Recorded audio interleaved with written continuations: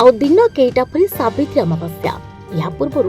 बाहर राज्यर दलाल व्यवसायी माने अधिक सक्रिय एभली दृश्य देखा मिली गजपति जिला आदिवासी अधिष्ठित अंचल आदिवासी आर्थिक स्थिति में उन्नति आने जंगलजात द्रव्य अध्ययन सपुरी पड़ोसर भूमिका अन्य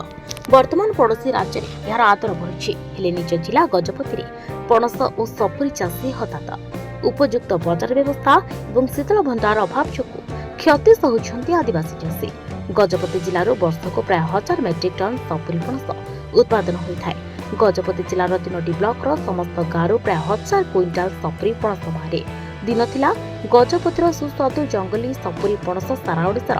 बजार को रप्तानी होता। भुवनेश्वर समेत पड़ोशी आंध्र तेलंगाना छत्तीसगढ़ बिहार और मध्य प्रदेश व्यवसायी प्रथम पसंद विशेषकर गजपतिर सपुरी पणस बहुत स्वादिष्ट और आंध्र व्यवसायी मैंने सस्तार यहाँ किणी निज शीतल भंडारी साइती रखि था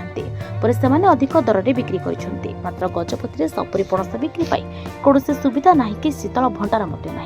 फल निज गाँव गाड़ी भड़ा कर आने चाषी किलो प्रति मात्र 5 ରୁ 12 टंकार व्यवसायी को बिकवा बाध्य होछि। जिलार रायगड़ा आर उदयगिरी नुआगढ़ ब्लॉक रु हजार हजार टन रप्तानी होता है जहाँफल व्यवसायी मैंने मालामाल होते। तेज जिले में केबे शीतल भंडार व्यवस्था केबे चाषी को उचित प्राप्य मिलिबो ता देखिबार कथा। तो कहया गले आम गजपति जिला बासी तरफ आमको दुख लगुच कारण देखु आमर ये गजपति जिलार रामगिरी अंचल उदयगिरी ब्लॉक रे आमर कौन हो सपुरी यथेष्ट परिमाण उत्पादन आगु होता ये आमर पणस रायगढ़ ब्लॉक रे प्रचुर परिमाण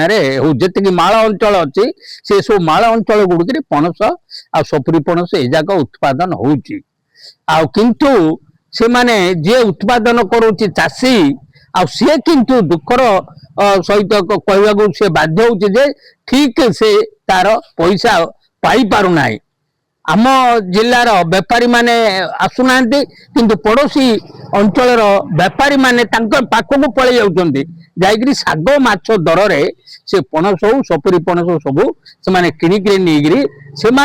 मुनाफा अधिक चढ़ा दाम लाभवान से होती किंतु प्रकृत चाषी मानू प्रकृत